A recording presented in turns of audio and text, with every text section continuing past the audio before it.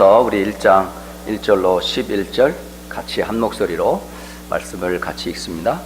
그리스도 예수의 종 바울과 디모데는 그리스도 예수 안에서 빌립보에 사는 모든 성도와 또한 감독들과 집사들에게 편지하노니, 하나님 우리 아버지와 주 예수 그리스도로부터 은혜와 평강이 너희에게 있을지어다.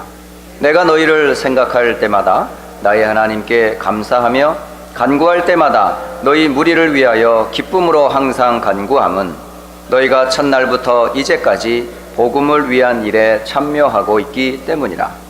너희 안에서 착한 일을 시작하신 이가 그리스도 예수의 날까지 이루실 줄을 우리는 확신하노라. 내가 너희 무리를 위하여 이와 같이 생각하는 것이 마땅하니, 이는 너희가 내 마음에 있음이며 나의 매임과 복음을 변명함과 확정함에 너희가 다 나와 함께 은혜에 참여한 자가 됨이라. 내가 예수 그리스도의 심장으로 너희 무리를 얼마나 사모하는지 하나님이 내 증인이시니라. 내가 기도하노라. 너희 사랑을 지식과 모든 총명으로 점점 더 풍성하게 하사 너희로 지극히 선한 것을 분별하며 또 진실하여 허물 없이 그리스도의 날까지 이루고 예수 그리스도로 말미암아 의의 열매가 가득하여 하나님의 영광과 찬송이 되기를 원하노라. 아멘. 오늘 바울이 감옥에서 편지를 쓴 내용입니다.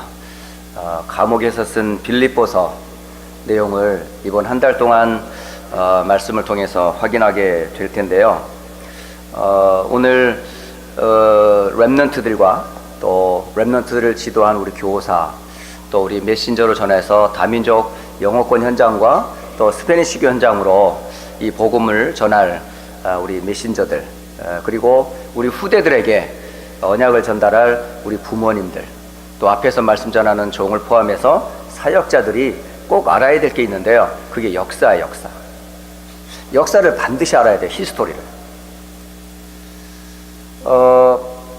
오늘 아침에 일어나 시편 74편을 제가 아침에 묵상을 했는데, 시편 74편은 배경이 뭐냐면 바벨론에 의해서 남유다가 파괴되는 장면을 한 시인 아삽이라고 하는 궁중 시인이 한탄하는 시였어요. 그 시의 내용이 뭐냐면, 바벨론이 586년에 남유다 예루살렘을 공격해서 예루살렘 성을 다 무너뜨려 버렸어요. 그리고 이스라엘의 신앙의 중심지인 예루살렘 성전을 다 불태워 버렸습니다. 그걸 보며 안타까워 지금 하나님께, 하나님 어찌하여 우리 이스라엘 백성들을 이렇게 버려두셨습니까? 왜 이렇게 고난 가운데 있게 하십니까? 그러면서 도끼를 들고 산에 나무들을 치듯이 바벨론이 무자비하게 예루살렘과 남유다를 사정없이 치고, 그리고 예루살렘 성전을 불태우고 파괴하는 그런 장면을 보게 돼요. 그런 모습을 보면서도 하나님이 왜 막지 않습니까? 하나님은 천지를 지으시고 땅을 만드시고 나라와 나라의 경계를 지으시며 또 날의 모든 것들을 주관하시는 하나님, 또 심지어는 어마어마한 동물들과 바다에 있는 모든 생물들을 진노하시고 멸할 수 있는 능력의 하나님이 왜 이들을 막지 않습니까? 우리는 언약의 백성 아닙니까? 라고 탄식하는 소리가 시편 74편의 내용이에요. 오늘 역사에서 이스라엘 백성들은 노예로, 또로는 포로로, 속국으로 계속 고통을 당했어요. 왜 그랬을까요? 딱 하나였었어요. 제대로 보지를 않아서 그래요. 제대로 못 봐가지고 무너진 거예요. 뭘 못 봤느냐? 전도자와 전도 제자를 지금요 감옥에 가다 놓는, 사실 복음과 전도 선교의 사명을 잃어버리고 오히려 하나님의 뜻을 전달하려고 하는 전도자들과 선지자들을 지금 감옥에 가두는 이런 잘못을 반복했기 때문에 그래요. 오늘 교사들이 왜 중요한지 아십니까? 왜 메신저들이 왜 이렇게 중요한지 아세요? 여러분들이 틀린 복음을 말하면, 바른 하나님의 언약을 전달하지 않으면 우리 후대들이 바벨론의 무차비한 그 공격 앞에 우리 후대들이 쌍글이 무너지기 때문에 그래요. 그런데 이 사단의 공격과 세상의 그 어떤 공격으로부터 당당히 이겨낼 수 있는 힘이 어디서 오냐? 바로 하나님의 약속의 말씀에서 온단 말이에요. 그러니까 렘넌트들과 사역자들과 메신저들이 언약의 말씀으로 다시 한번 여러분이 무장하지 않으면 바벨론에서 처참하게 무너졌던 이스라엘처럼 그런 고통이 지금도 반복된다라고 역사는 우리에게 알려주고 계셔요. 그래서 오늘 전도 제자들, 특히 바울이 감옥에서 보았던 그 눈, 오늘 종을 포함해서 모든 메신저들과 우리 교사들과 구역장들과 사역자들은 반드시 띄어야 될 눈이 있어요. 이 눈을 제대로 뜨고 제대로 보아야 우리 후대들을, 또 우리 교회를, 현장과 미래를 세우고 살릴 수가 있어요. 그런 의미에서 오늘 여러분은 눈이라는 이 주제를 가지고 오늘은 빌립보서 1장을 말씀을 전달하도록 하겠습니다. 첫째, 여러분 교회, 오늘 이 편지는 감옥에서 지금 빌립보에 있는 교회들에게 보낸 편지예요. 다시 말하면 사도 바울이 지금 마음에 어디를 두고 보낸 편지? 교회를 두고 보낸 편지예요.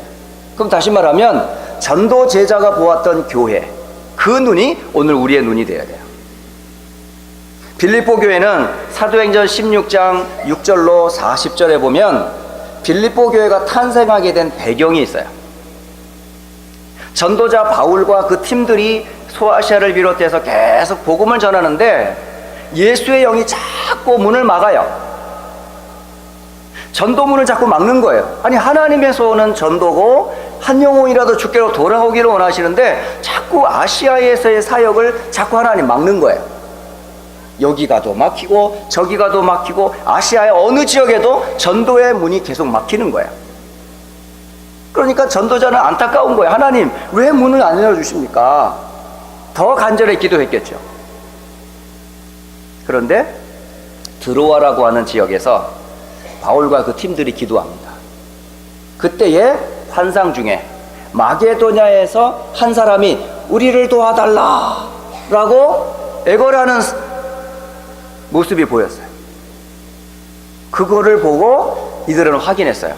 아, 하나님이 마게도냐의 이 복음을 전하라고 우리를 부르심이 아니냐 해서 전도의 방향을 아시아의 사역이 아닌 이제 마게도냐, 바로 유럽으로 향하여, 바로 이방 선교로 향하기 시작을 했어요. 그래서 마게도냐 첫 성인 빌립보, 바로 이때는 로마의 식민지였던 이 빌립보에 복음을 전하기 시작하는데, 그 첫 만남이 어딘 줄 아세요? 빌립보의 첫 성, 바로 그 마게도냐의 첫 성이었던 이 빌립보에 하나님의 뜻을 찾고자 기도처를 찾아가던 강가에서 이루어졌어요. 여러분, 강가에서 기도하러 가는데 많은 여인들이 강가에서 뭘 하게 있었겠죠. 그 중에 한 여자, 옷감 장사였던 루디아가 전도자 바울이 전하는 복음을 듣고 주께서 그 여인의 마음의 문을 여사 나를 주 믿는 자로 알거든 내 집에 들어와 유하라 해서 마게도냐의 첫 성인 빌립보 성에서 전도의 문이 열려서 첫 시작을 바로 루디아의 집에서 시작을 해요. 그리고 이 사역을 계속하던 중에 빌립보 지역에 또 기도처가 있는가 하고 나가던 중에 한 귀신 들린 여자아이가 막 소리를 치며 사람들을 유익하게 하는, 점을 가지고 유익하게 하는 그런 귀신 들린 한 여종을 만나요. 그 여종이 너무 괴롭힘을 하루 이틀 주는 게 아니니까 이 바울도 괴로워서 계속 피해 다녔거든요. 근데 계속 괴롭히니까 결국 주 예수 그리스도 이름으로 이 귀신아 떠나라 하고 귀신들 여종을 치유해요. 그 계기로 많은 이익을 쫓았던 상업인들이 이 바울과 실라를 감옥에다가 가둬버렸어요. 감옥에 가둬두고 있는데 그날 밤에 바울과 신라가 하나님을 찬미하매 옥토가 흔들리고 옥문이 열리면서 기적이 일어났어요. 찬양할 때 일어나는 역사예요. 그때에 그 감옥을 맡은 간수가 다 도망갔겠네 하고 두려움에 떨며 칼을 뽑아 자기를 스스로 죽으려고 자살하려고 할 때에 바울이 칼을 거둬라, 도망가지 않았다면서. 그러면서 바울을 통해 간수가 복음을 받게 됩니다. 그리고 그 집이 구원을 받게 돼요. 바로 빌립보 교회는 이렇게 탄생을 했어요. 참 놀랍죠. 그런데 놀라운 것은 이 빌립보 교회가 이 바울이 전한 이 복음을 언제까지? 지금 로마에 갇혀 있는 바울이 사역을 하는 그때까지, 처음 받은 복음부터 그 로마에서 복음을 전하는 바울, 처음부터 마지막까지 계속 바울과 전도, 선교를 위해 후원했던 교회. 바로 교회는 도대체 어떤 곳이길래 사도 바울은 교회를 보는 눈, 교회에 대한 감사의 눈이 열려야 된다라고 말을 하는데요. 오늘 저도 포함해서 여러분의 눈과 우리 후대들이 반드시 보아야 될 눈이 뭐냐? 교회를 보는 눈이에요. 여러분, 교회 어떻게 생각하세요? 여러분에게 있어서의 가슴에 담긴 교회, 오늘 전도제자 바울이 빌립보 교회를 향해 전해졌던 이 빌립보 교회에 보낸 편지에서 교회에 대한 감사의 눈이 오늘 열리시기를 주 예수 그리스도의 이름으로 축복합니다. 오늘 빌립보서 1장 1절로 5절은 바로 빌립보 교회를 향한 감사의 눈의 내용이 기록되어 있어요. 1장 1절과 2절에 보면 하나님 우리 아버지와 주 예수 그리스도로부터 은혜와 평강이 너희에게 있을지어다. 이게 교회입니다. 무슨 말씀입니다? 성부 하나님과 성자 예수님과 은혜와 평강을 주시는 성령의 하나님, 곧 삼위일체의 하나님이 머무는 곳이 교회라는 말입니다. 아세요? 하나님이 함께하는 집, 그리스도의 이름으로 구원받은 성도들이 모이는 곳, 성령의 은혜와 평강을 주사 그들에게 은혜로 충만케 하는 그곳, 이게 바로 교회예요. 교회는 이런 곳입니다. 두 번째, 교회는 1장 3절과 4절에 이렇게 기록하고 있어요. 내가 너희를 생각할 때마다 나의 하나님께 감사하며 간구할 때마다 너희를 위하여 간구하며 기쁨으로 항상 너희를 위해 기도한다 라고 되어 있어요. 교회는 어떤 곳이라고요? 감사와 기쁨이 충만한 곳이에요. 여러분, 교회 속에서 감사가 나와야 되고 기쁨이 흘러넘쳐야 되고, 이게 바로 교회란 말이에요. 여러분, 어떤 상처가 있다 할지라도 교회 속에 들어오면 모든 상처가 뭘로 바뀌어? 감사로 바뀌는 게, 이게 교회입니다. 여러분, 어떤 아픔도, 어떤 상처도, 어떤 고난도 그리스도의 이름으로 구원받은 에클레시아, 바로 세상으로부터 구별되어 부름받은 성도에게 입에서 나와야 될 건 두 가지인데요, 감사와 찬양이에요. 이게 바로 교회란 말이에요. 오늘 전도자 바울이 빌립보 교회에 보낸 편지에서 교회를 보는 감사의 눈, 이 내용을 1장에 설명하고 있는 거예요. 또 하나, 1장 5절에 너희가 첫날부터 이제까지 복음을 위한 일에 참여하고 있기 때문이라. 첫날부터 지금까지 뭐 했다고요? 계속 복음 운동했던 교회예요. 전도 운동은 하다 말고 중간에 포기하는 게 아니에요. 우리의 생명을 다하는 날까지, 우리의 후대들이 그 언약을 이어 주님 오시는 그날까지 전할 세계복음화, 곧 전도와 선교의 그 라인은 끊어지면 안 돼요. 바로 그게, 그 일을 하는 데가 바로 교회란 말이에요. 여러분, 오늘 저는 이 교회를 생각할 때마다, 제가 약 35년 정도 신앙생활을 했는데 그 가운데 그리스도 다음으로 늘 얘가 말씀드리는 게, 교회에 대한 감사를 저는 오랫동안 몰랐어요. 오히려 교회를 무시하고 목회자를 막 좀 이상하게 보고, 성도와 성도들, 또 교회 모습을 진짜 제가요 하찮게 보았던 교만한 때가 한 때가 있었어요. 약 한 8년 정도 제가 그런 시절이 있었거든요.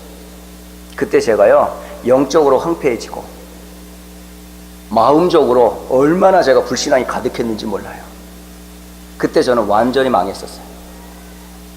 겉으로는 사회생활을 하고 대학을 졸업했었지만은 제 영적인 상태는요, 그야말로 황무했었어요. 아무 힘이 없었어요.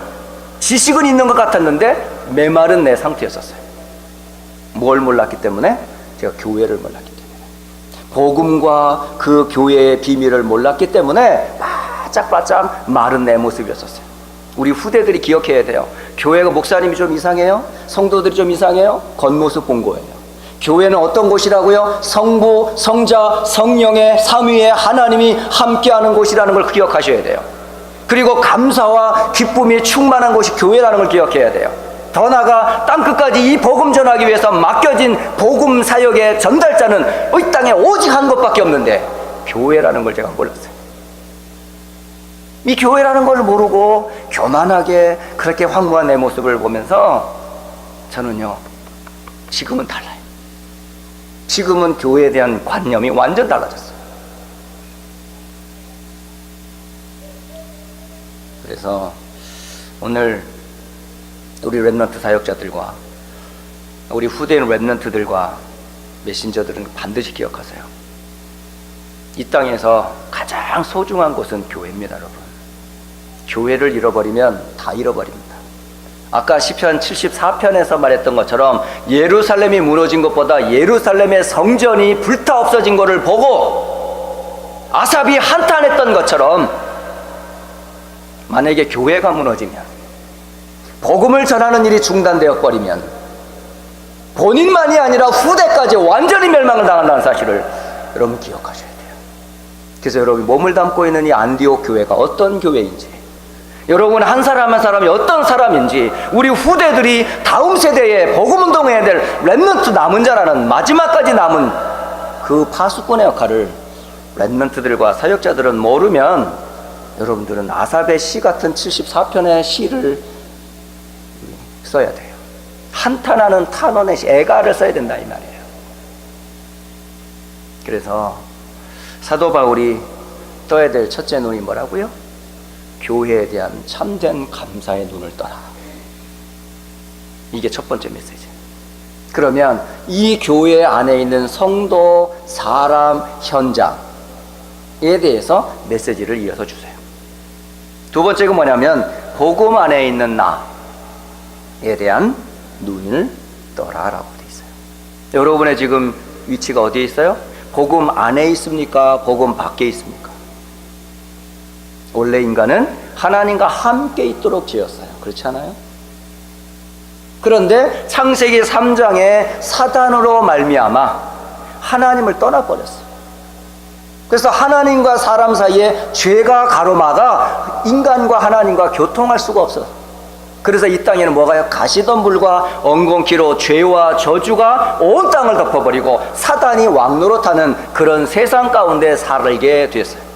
거기에 빠져 영적으로, 정신적으로, 육신적으로 삶이 완전히 무너진 그 땅에 하나님께서 복음이라는 걸 주셨어요. 그 복음이 바로 뭐예요? 그리스도예요. 복음을 주사 하나님의 형상을 회복하시려고 여자의 후손을 보내시고 희생 피의 주인공을 보내시고 우리와 함께 하시겠다고 약속하신 임마누엘의 주인공이 오셨는데, 그분이 누구라고요?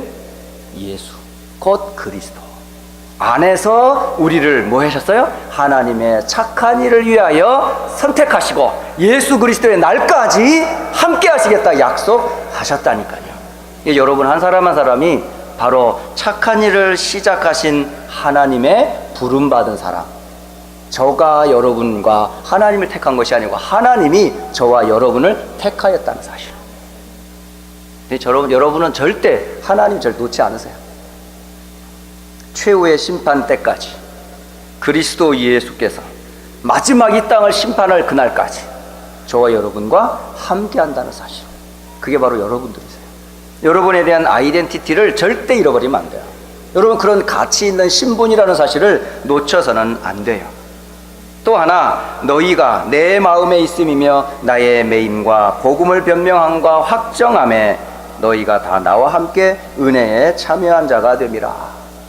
바로 뭐죠? 전도자 바울과 서로 함께 마음에 담긴 자예요. 목회자의 가슴에 누가 담겨 있겠어요? 뭐가 담겨 있을 것 같아요, 여러분? 여러분이 담겨 있어요. 여러분의 가슴에 누가 담겨 있어요? 목회자가 담겨 있어야 그게 정상이에요. 하나님과 여러분의 관계가 맺어지고 성도와 성도 간의, 목회자와 성도가의 마음이 함께 담겨져 있어야 이게 온전한 성도의 관계예요. 또 하나, 내가 예수 그리스도의 심장으로 너희 무리를 어떻게 생각하는지 하나님이 내 증인이라. 하나님과 여러분과 함께 있어야 될 존재란 말이에요. 여러분, 복음 안에 있는 여러분이 누군지를 아셔야 돼요. 하나님이 만드시고 하나님이 함께 하시고 하나님의 착한 일을 시작하신 그가 그리스도의 날까지 저와 여러분을 끝까지 인도하신다는 사실, 그리고 전도자와 만남을 주사 교회의 구성원으로 허락하시고 또 미래와 세계복음화할 그 인생의 방향에 여러분을 하나님 만든 전도 제자로 불렀다는 사실들, 여러분 한 사람 한 사람의 소중함을 절대 잊어서는 안 된다라는 말씀이에요. 그게 자신을 보는 눈이에요. 사람들이 보는 눈 틀려요. 심지어 내가 아는 나도 아니에요. 원래 성경에서 말하는 나는 누구죠? 하나님의 형상으로 지음받은 나. 그런데 창세기 3장으로 말미암아 죄인 되어 사탄의 종된 나, 그리스도께서 이 땅에 오셔서 사망 권세를 깨뜨리시고 십자가에서 피 흘리사 나를 구원하여 하나님의 자녀가 된 나, 더불어 세계복음화, 미래와 세계복음화를 위하여 세계복음화에 부름받은 전도자 된 나. 여러분, 나에 대한 정체성을 절대 여러분이요 잊으셔는 안 돼요. 자기 자신을 그렇게 보셔야 돼요. 그리고 마지막, 하나님께 찬송과 영광으로 영광 돌릴 나. 여러분 인생에 대한 나의 아이덴티티를 분명히 가지고 계셔야 돼요. 이게 눈을 떠야 돼요. 세 번째로 여러분 떠야 될 게 뭐라고요? 사람을 보는 눈이에요. 여러분의 눈이 육신적인 눈으로 보면 한도 끝 없이 사람들마다 다 불평해야 돼요. 키가 작다, 눈이 크다, 눈이 작다, 몸무게 어떻다. 맨날 육신적인 것만 찍다가 결국은 진짜 본질을 놓쳐버린단 말이에요. 세상은 그렇게 말해요. 뭐 키가 어떻게 돼야 되고, 돈을 얼마나 벌어야 되고, 집은 얼마나 커야 되고, 하나같이 다 육신적인 기준을 가지고 사람을 평가하고 그래요. 그런데 성경에서 말하는 사람 보는 눈은 그런 게 아니에요. 여기 보면 빌립보서 1장 9절로 11절, 내가 너희를 생각할 때마다 간구하는 기도 내용이 있어요. 그 빌립보 교회 성도들을 볼 때마다 기도하는 내용이 담겨져 있다고. 9절에 내가 기도하노라 너희 사랑을 지식과 모든 총명으로 점점 더 풍성하게 하신다. 이걸 구한다고 그래요. 여기 보면 이 사람은 어떤 사람이라고요? 사랑으로 충만한 사람. 근데 이 사랑이 뭐라고요? 두 가지가 있어야 돼요. 사랑 안에는 참된 지식과 총명이 있는 풍부한 사랑이에요. 그냥 겉으로 껍데기 사랑이 아니고 사랑 안에는 뭐가 있어요? 그 사랑할 수밖에 없는 참된 지식이 있단 말이에요. 지식이 뭘까요, 여러분? 여러분, 지식이 뭐예요? 여러분이 국어가 지식입니까? 영어가 지식입니까? 수학을 많이 하는 게 지식입니까? 세상 인포메이션을 많이 가지고 있는 게 지식입니까? 똥입니다, 그거. 우리의 구원에 아무 도움이 안 됩니다. 바울은 그거를 고상한 말로 배설물이라고 그랬어요. 땅에 있는 모든 것들을 뭐로요? 해로 여길 뿐더러 이게 나를 해롭게 만들어. 여러분 혹시, 죄송한 말이지만 여러분 혹시 바지에 똥 싸본 적 있습니까? 급한 일이 볼 때 화장실도 없고 속이 부글부글 끓어가지고 만약에 여러분 실수를 했다. 그거 어떻게 해? 똥이 더러울 뿐만 아니라 오래 있으면 뭐가 돼요? 엉덩이가 헐어요. 아세요? 그래서 배설물이며 그게 나를 해롭게 했다고 그러는 거예요. 세상의 지식은 여러분에게 유익한 것 같지만은 결국 여러분을 도움이 안 돼요. 근데 성경에서 말하는 지식, 성경에서 말하는 참된 총명은 어디에서 시작되는 줄 아세요? 바로 그리스도 안에 있는 지식과 그거로 인한 분별력을 바로 참된 지식과 총명이라 그래요. 성경에 그렇게 기록되어 있어요. 베드로 후서 3장 18절. 오직 우리 주 곧 구주 예수 그리스도의 은혜와 그를 아는 지식에서 자라가라 라고 되어 있어요.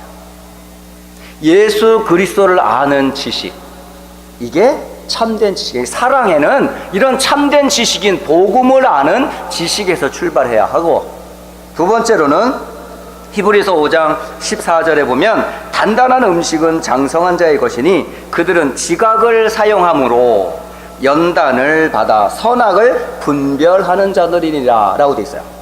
바로 히브리서 5장 14절은 마음속에 신령한 일들에 대하여 참된 지식과 분별력을 제공해 주는 걸 뭐라고 그러냐? 총명이라고 그래요. 그러니까 복음 안에서 나오는 분별력, 이걸 총명이라고 그래요. 그러니까 이 안에서 그리스도 안에 있는 풍성함으로 무장된 사람을 보고 사는 사람이라고 해요. 한마디로 말하면 그리스도의 사랑으로 풍성한 사람이 바로 성경이 말하는 사람이에요. 복음 안에 있는 사람의 모습이에요. 또 하나 10절에 보면 너희로 지극히 선한 것을 분별하며 또 진실하여 허물 없이 그리스도의 날까지 이른다라고 되어 있어요. 그러니까 선한 것을 분별하고, 너희는 이 세대를 본받지 말라. 그리고 하나님의 기뻐하시고 순전하시고 온전하신 뜻이 무엇인지 분별하도록 하라. 로마서 12장 2절의 말씀이에요. 바로 지극히 선한 것을 분별하고, 그리고 진실하며 허물 없이 그리스도의 날까지 이르는 사람. 한마디로 말하면 일심 전심 지속하는 사람이 바로 온전한 사람이에요. 이런 복음 안에서 그 마음에 전력하고 주님 오는 그날까지 이 복음 운동하겠다고 하는 사람, 이게 진짜 하나님 기뻐하는 사람이에요. 그리고 마지막 사람은 어떤 사람이냐? 예수 그리스도로 말미암아 의의 열매가 가득하여 하나님의 영광과 찬송이 되기를 원하는 사람. 그래서 하나님께 영광과 찬송을 돌리는 사람, 이게 바로 복음 안에 있는 사람의 모습이에요. 여러분이 이런 사람이 되기를 하나님 원하세요. 이런 사람이 되도록 상대편으로서 기도하라는 거예요. 그래서 나는 너희를 이렇게 기도한다라고 되어 있어요. 여러분이 대상자를 두고 기도할 때, 전도 대상자든 후대든 혹시 성도든 심지어 교역자든 간에 기도할 때 이런 기도하세요. 그리스도의 사랑으로 풍성케 하옵시고, 지극히 선한 것을 분별하고 진실하여 허물 없이 그리스도의 날까지 일심 전심 지속하게 하옵시며, 더 나아가 의의 열매로, 사실 전도와 선교의 열매로 하나님께 영광과 찬송을 돌리는 사람들 되게 하옵소서. 이렇게 기도하는 거예요. 자, 그렇다면 이런 성도들이 있는 현장은 어떤 곳이지요? 복음 안에 있는 성도가 있는 그곳은 어떤 곳이다 그래요? 여러분, 신앙의 발판 10가지 중에 5번째가 뭔지 압니까? 하나님의 주권, 역사의 주인공 되시는 그리스도, 성령으로 함께 하시고, 성경은 하나님의 말씀인데 구원받은 성도가 있는 그곳은 바로 뭐라고요? 전도지고 선교지다 이 말이에요. 아시죠? 그래서 바울이 있는 그곳, 비록 감옥이라 할지라도 내가 지금 당한 일, 지금 바울이 당했어요. 어떤 일을 당했어요? 감옥에 잡혀 있어요. 쇠사슬에 매였어요. 그리고 이 매임으로 인하여서 많은 사람들이 뭐 하고 있어요? 복음을 더 담대히 전했다 그래요. 여러분, 문제가 여러분 문제입니까? 절대 아닙니다. 문제 때문에 더 큰 문을 열었어요, 하나님. 사도행전의 역사를 보세요. 문제가 계속 막히지 않았어요? 교권이 막고, 정치가 막고, 종교가 막고, 세상이 막을 때마다 하나님은 어떻게 했습니까? 예루살렘, 유대, 사마리아 땅끝까지 핍박이라는 과정을 통해, 고난이라는 과정을 통해 그리스도의 영광의 복음을 계속 확산했던 사실들을 지금도 똑같습니다. 여러분, 구원받은 성도가 절대 망하지 않습니다. 여러분, 여러분이 복음을 가지고 있고 정말 하나님의 선한 뜻을 가지고 세계복음할 사람이라 그러면 절대 여러분은 사단도 건드리질 못해요. 이런 눈을 가지고 있어야 하는데 우리가 자꾸 육신적인 눈과 세상적인 걸 가지고 보니까 자꾸 속는 거예요. 그래서 바울은 사나 죽으나 다 뭐 했어요? 그리스도의 복음을 위해 살고 죽었어요. 오늘 여러분이 있는 그 현장이 이런 현장이 되셔야 돼요. 여러분이 있는 그곳에 꼭 가세요. 전도자들의 항상 특징이 뭐냐면 아무도 없어요. 그곳에 복음을 전하는 사람도 없고 아무것도 없는 것 같아요. 그런데 혼자 시작하세요. 여러분 가정 복음을 해서 혼자 시작하라니까요. 지역 복음을 해서 혼자 시작하라니까요. 직장 복음을 혼자 시작하라니까요. 학교 현장을 위해서 혼자 시작하라니까요. 주는 그리스도시여 살아계신 하나님의 아들심을 고백하고 이곳에 하나님의 나라가 임하도록 혼자 예배하고 그 은혜 가운데 거하도 흑암이 무너지도록 기도하다 보면 어느 날 뭐가 열려요? 전도의 문이 열리기 시작해요. 계속 열려요. 만남이 이루어지고 다락방이 이루어지고 현장에 지교회 운동이 일어나고 계속되는 경제 산업의 문이 계속 열려요. 여러분 아세요? 그게 복음의 능력이에요. 여러분을 현장에 바로 파수꾼으로 보내셨다는 사실. 여러분 자기 자신이 지금 내가 있는 현장이 어떤 현장인지 꼭 아셔야 돼요. 그래서 결국은 바울이 감옥에 있는 게 아니에요. 감옥 안에서 어떤 일이 벌어졌어요? 전도의 역사가 거기서 일어났어요. 거기에서 만난 사람 중에 한 사람이 누구냐? 오네시모를 만났어요. 그 오네시모의 주인인 빌레몬에게 보낸 편지가 바로 빌레몬서입니다. 여러분. 참 감옥에서도 하나님의 구원 사역은 중단되지 않았어요. 구원받을 자들은 감옥에 있으면 전도자를 감옥에 보내요. 감옥에 가는 게 딱 불행한 건 아니에요. 사기쳐서 감옥 가는 거는 그건 벌 받는 거지만은 지금 바울이 뭐 사기를 쳤습니까? 뭐 지금 잘못을 했습니까? 아무 잘못 없어요. 복음 전하는 것 때문에. 만약에 여러분이 진짜 복음 때문에 핍박을 받아가지고 모함을 받아서 감옥에 갔다.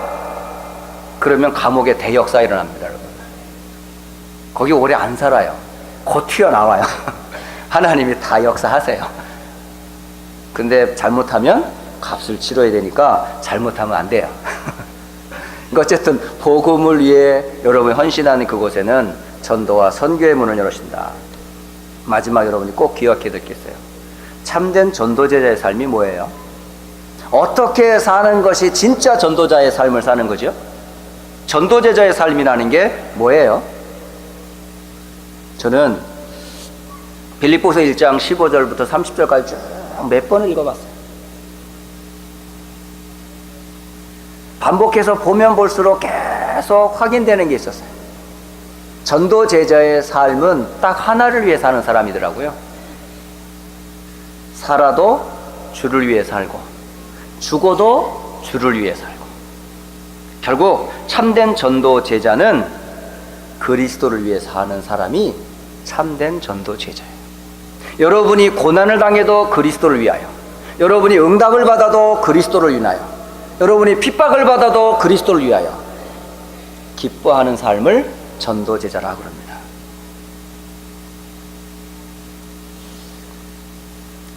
저는 이 구절을 참 좋아하는데요. 사도행전 20장 24절 내가 달려갈 길과 주 예수께 받은 사명 곧 하나님의 은혜의 복음을 증언하는 일을 마치려 하면은 나의 생명조차 조금도 귀한 것으로 여기지 아니하노라.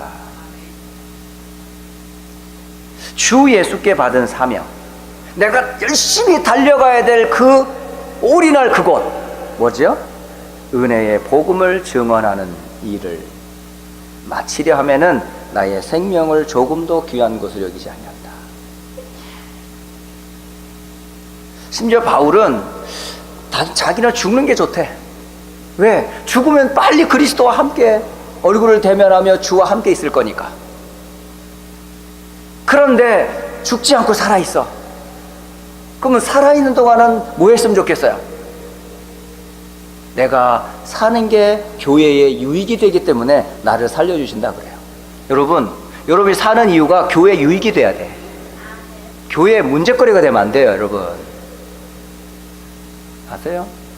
죽으면 어차피 하나님 자녀이기 때문에 하나님 나라 갑니다. 주님을 만납니다. 근데 여러분 교회에서 지금 살아있어. 빨빨거리 살아가려. 살아있는 여러분이 복음의 유익도 안 되고 교회 유익도 안 되면 뭡니까 그게? 그런 사람 되면 안 돼요. 바울은 내가 죽는 것이 더 좋지만 살게 하신 이유는 복음을 가진 성도의 유익을 위해 내가 살아있는 거야 라고 고백을 해요. 나중에 성경 찾아보세요. 빌립보서 1장을 읽어보시라고요. 내가 복음의 유익, 교회의 유익을 위해 살아있다라고 기록되어 있어요. 그러니까 결국은 살아도 그리스도를 위하여 죽어도 그리스도를 위해 사는 것이 전도 제자의 삶이다라고 말해요. 결론을 말씀드리면 저는 한마디로 결론을 이렇게 기도문을 만들었어요. 주여 나의 눈을 여사 교회를 보는 눈, 나를 보는 눈, 사람을 보는 눈, 현장을 보는 눈을 열어주사 참된 전도 제자의 삶을 살게 하옵소서. 제가 결론으로 붙잡은 기도 제목입니다. 여러분 한 주간 또는 평생에 참된 눈이 띄어져서 하나님의 원하시는 전도 제자로 하나님 앞에 서시기를 주의 이름으로 축복합니다.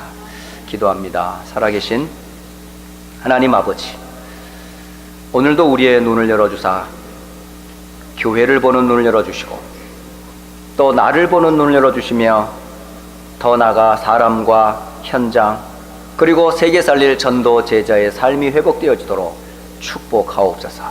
이 일에 우리 휴스턴 안디옥 교회의 사역자들인 메신저들과 또 우리 교사들과 또 우리 구역장들과 앞에서 말씀 전하는 전도자들에게 하나님 먼저 은혜를 더하셔서 참된 눈을 떠 세계 복음화의 언약을 이어갈 증인으로 세움받게 하옵소서. 주 예수 그리스도의 이름으로 기도합니다. 아멘.